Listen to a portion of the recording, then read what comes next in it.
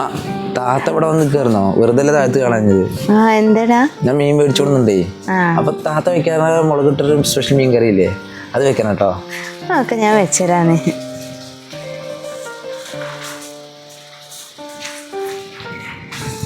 മൂന്നാട് പോയിക്കോ, താത്ത വിളിക്കാണ്ട്. അൻസോ, നീ എന്തിനാ അവിടെ ദേഷ്യപ്പെട്ടുകൊണ്ട് പോകുന്നത്? നിങ്ങളുടെ രണ്ടാളുടെ ഇടയിൽ ഞാനൊരു ശല്യം ഉണ്ടാ തോന്നി. എന്താ നീ പറയണ അൻസോ? നീ എന്തൊക്കെ അനാവശ്യമായിട്ട് നീ വിളിച്ചു പറയണത്? അതെന്റെ കന്റെ ഭാര്യടി, എന്റെ ഉമ്മാന്റെ സ്ഥാനത്ത് അവരുള്ളത് അറിയോ നിനക്ക്? 5-6 കൊല്ലായില്ലേ അവരെ കുട്ടി മരിച്ചിട്ട്. പിന്നെ എന്തിനാ ഇവിടെ കടിച്ചു നിൽക്കണത്? എന്ത് അവകാശത്തിന്റെ പേരില്ല? നിനക്കുള്ള അവകാശം പോലെ തന്നെ അവർക്കും ഉണ്ട് ഇവിടെ അവകാശം. എന്ത് വർത്താനം നീ പറയണേ? നിങ്ങളുടെ ഉമ്മയുള്ള സമയത്തെ താലയിലേറ്റ് കിടന്നു. അപ്പൊ നിങ്ങളുടെ ഉമ്മ ഇല്ലല്ലോ, നമ്മൾ രണ്ടാളും മാത്രല്ലേ ഉള്ളൂ. ഇനി നമ്മളെ ഇടയിൽ എന്തിനാ അവര് നിക്കണത്? പോയിക്കൂടെ അവർക്ക്?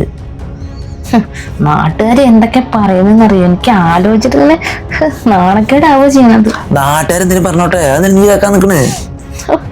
നാട്ടുകാര് പറയണ 2 ഭാര്യമാരാണെന്നൊക്കെയാണ്. എനിക്കത് നമുക്ക് ഇനി നിങ്ങൾ ഒരുമിച്ച് എന്തെങ്കിലും അവിടെ പറയണ ഞാൻ അന്ന് കണ്ട എന്റെ സ്വഭാവം മറന്നു നോക്കിക്കോ. മര്യാദക്ക് സംസാരിച്ചോ നീ? ഇത് ലാസ്റ്റ് വാണിങ്ങാ. മര്യാദക്കാണെങ്കിൽ നിനക്കിവിടെ നിക്കാം, അല്ലെങ്കിൽ ഞാൻ എന്താന്ന് നീ അറിയൂ കേട്ടോ.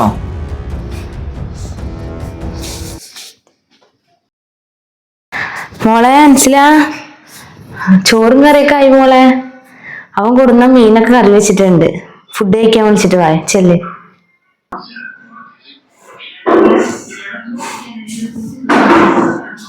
മോൾക്ക് എന്താ മോളെ എന്നോടൊരു ദേഷ്യം? ഇവിടുത്തെ ഉമ്മ മരിച്ചതിന് ശേഷം നീ എന്നോട് നല്ല ദേഷ്യത്തിലാണ് പെരുമാറുന്നത്. ഉമ്മ ഉണ്ടായിരുന്നപ്പോ ഉമ്മ നിങ്ങളല്ലേ അടുത്ത് തലയിലേറ്റ് നടന്നിരുന്നത്. എനിക്ക് ഇവിടെ ഒരു സ്ഥാനം ഉണ്ടായിരുന്നില്ല. അതൊക്കെ മോളെ തെറ്റായ തോന്നലാണ് മോളെ. നീ ഇങ്ങനെ ആവശ്യമില്ലാണ്ടൊന്നും ആലോചിച്ച് കൂട്ടരുത്.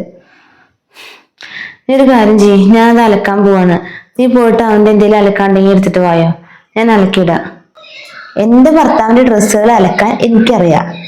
നിങ്ങളിവിടെ ബാക്കിയുള്ള ജോലികൾ എന്തെങ്കിലും ഉണ്ടെങ്കിൽ അത് ചെയ്താൽ മതി. എന്റെ ആളാവാൻ വന്നേക്ക്. ഇങ്ങനൊന്നും പറയരുത് മോളെ, പടച്ചവൻ പോലും പൊറക്കില്ലത്.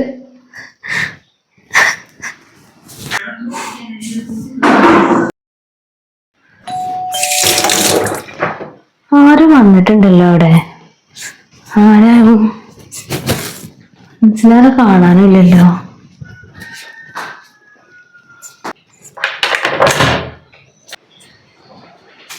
ഉമ്മയാണോ?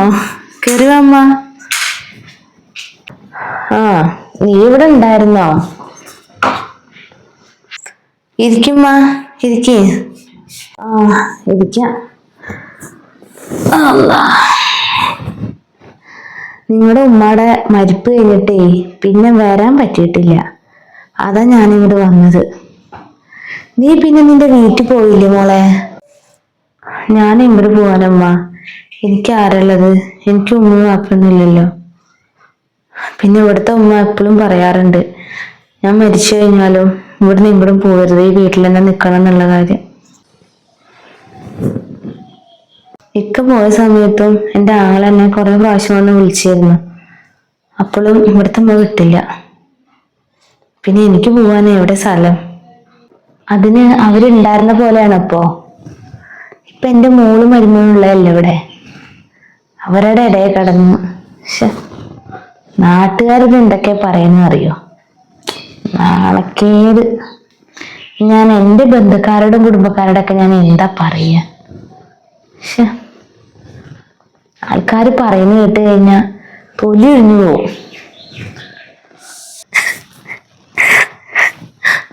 ഉമ്മ അങ്ങനെ അനാവശ്യമൊന്നും പറയരുത്. ഞാൻ എൻ്റെ സ്വന്തം അനിയനെ പോലെയാണ് കണ്ടേക്കുന്നത്. അനിയനല്ല, എൻ്റെ മോനെ പോലെ ഞാൻ കണ്ടിട്ടുള്ളൂ.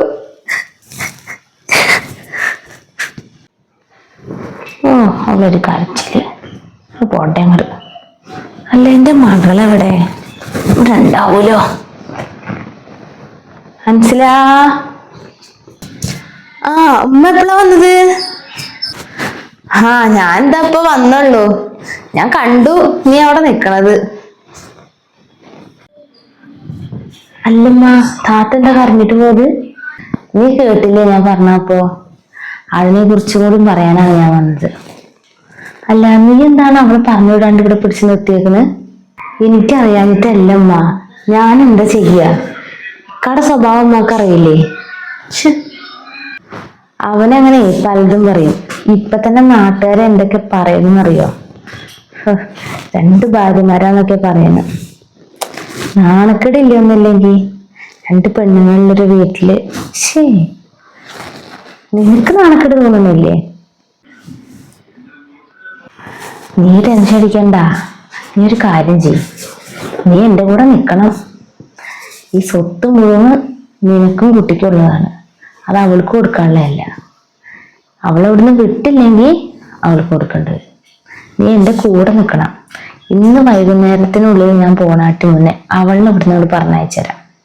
അതുപോലെ നമുക്ക് ഇന്ന് പറയുന്ന പോലെ തന്നെ ചെയ്യാം.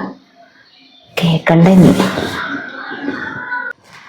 നടന്നിട്ട് കാലുകൊണ്ടൊന്നും വയ്യ, കാല് എനക്കാൻ വയ്യ. കുറച്ചേരം ഞാനിവിടെ ഇരിക്കട്ടെ. നടന്നിട്ട് വന്ന് വെയ്യാണ്ടായില്ലേ? ഇന്നിരിക്കട്ടെ, ഞാൻ പോയിട്ടേ വെള്ളം എടുത്തിട്ട് വരാം. എന്നാ ശരി, മോള് പോയിട്ട് മോക്ക് ഇത്തിരി വെള്ളം എടുത്തിട്ട് വാ. ചെല്ല്. നാട്ടുകാരത് എന്തൊക്കെയാ പറയുന്നത് അറിയോ? ഞാൻ എന്റെ ബന്ധുക്കാരുടെ കുടുംബക്കാരുടെ ഒക്കെ ഞാൻ എന്താ പറയാ? എന്തൊക്കെയാണ് റബ്ബേ ഞാൻ ഈ കേൾക്കണത്? ഞാൻ മനസ്സിൽ പോലും വിചാരിക്കാത്ത കാര്യങ്ങളാണ് ഇവരിങ്ങനെ പറഞ്ഞുണ്ടാക്കുന്നത്. എന്തൊക്കെ ഉണ്ടായിരുന്നപ്പോ എനിക്കിങ്ങനെ ഒരു കരയേണ്ട അവസ്ഥ ഉണ്ടായിട്ടില്ല. എന്റെയൊക്കെ ഉമ്മ എന്നെ പൊന്നു പോലെ നോക്കിയിട്ടുള്ളൂ. അവര് പോയപ്പോ എനിക്കിപ്പോ ആരുമില്ല.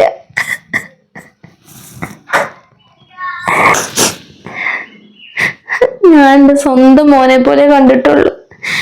എനിക്ക് മക്കളില്ലാത്ത വിഷമം ഞാൻ അറിഞ്ഞിട്ടുണ്ടായിരുന്നില്ല. പക്ഷെ ഇനി ആ സ്നേഹം കാണിച്ചു തന്നാ ശരിയാവില്ല. അവരുടെ ജീവിതത്തെയും കൂടി അത് ബാധിക്കുള്ളൂ. പോവാ ഞാൻ, എത്രയും പെട്ടെന്ന് പോണം അവിടുന്ന്.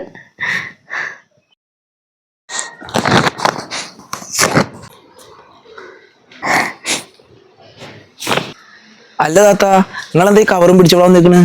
ഞാൻ നിക്കാന്റെ വീട് വരെ പോയിട്ട് വരാൻ വിചാരിച്ചിട്ടായിരുന്നു. അവൻ കുറെ ദിവസമായി വിളിക്കണു. താത്ത ഇപ്പൊ ഇക്കാന്റെ വീട്ടിലേക്ക് ഒരു പോക്ക്? എന്താ വീട്ടിൽ വല്ല പ്രശ്നം ഉണ്ടായോ? അവരെന്തെങ്കിലും പറഞ്ഞു വെച്ചിട്ട് ഇത്ത പോവാൻ നിൽക്കുകയാണോ? അതല്ല മോനെ, താത്ത പോട്ടെ. താത്ത പോയാലേ ശരിയാവുള്ളൂ. താത്ത കുറച്ചു ദിവസം കഴിഞ്ഞിട്ട് വരാം. താത്ത അതൊന്നും ശരിയാവില്ല കേട്ടോ. നിങ്ങൾ അങ്ങോട്ട് വന്നിട്ടില്ലെങ്കിൽ ഞാനും അങ്ങോട്ട് പോവില്ല.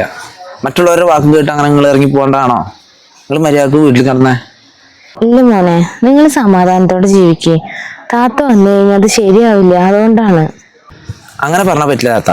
ഇന്ന് രണ്ടിലൊന്നും തീരുമാനിച്ചിട്ടേ ബാക്കി കാര്യമുള്ളൂ. കുറെ ദിവസമായി ഞാനിത് കേൾക്കുന്നു. നിങ്ങൾ നടക്കങ്ങള്.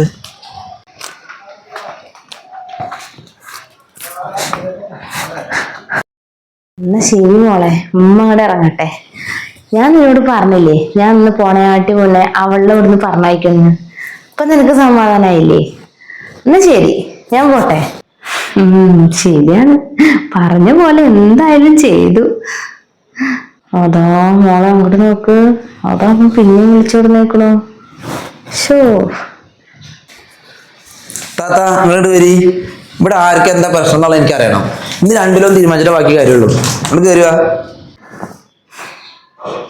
എടാ നിനക്ക് നാണില്ലടാ? നിനക്ക് ഇറങ്ങിപ്പോയവള് പിന്നെ വിളിച്ചോണ്ടിരാൻ എന്താണിത്? അതെ, നിങ്ങളും മിണ്ടണ്ട. ഞാൻ ഈ വാരം നടക്കട്ടെ, എന്നിട്ട് നിങ്ങൾക്കുള്ള മറുപടി ഞാൻ തരാം. നിങ്ങളും നിങ്ങളുടെ മോളും കൂടിയിട്ടേ കുറച്ച് ദിവസമായി ഇവിടെ എന്തൊക്കെയാ കിടന്ന് കാണിച്ചു കൂട്ടുന്നത് ഞാൻ അറിയില്ലാന്നാണ് വിചാരിച്ചത്. നിങ്ങൾ രണ്ടുപേരും പോയിട്ട് എന്റെ താത്താനെ ഞങ്ങൾ പറഞ്ഞു വിട്ടു അല്ലെ പുറത്തേക്ക്? വേണ്ട മോനൊന്നും പറയണ്ട. താത്തൊന്നും ഉണ്ടാണ്ടിരിക്കുക.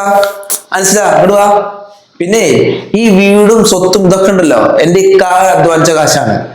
ശരിക്കും ഞാനും നീയാണ് ഇവിടുന്ന് ഇറങ്ങിപ്പോണ്ടത്. അത് നിനക്കറിയോ?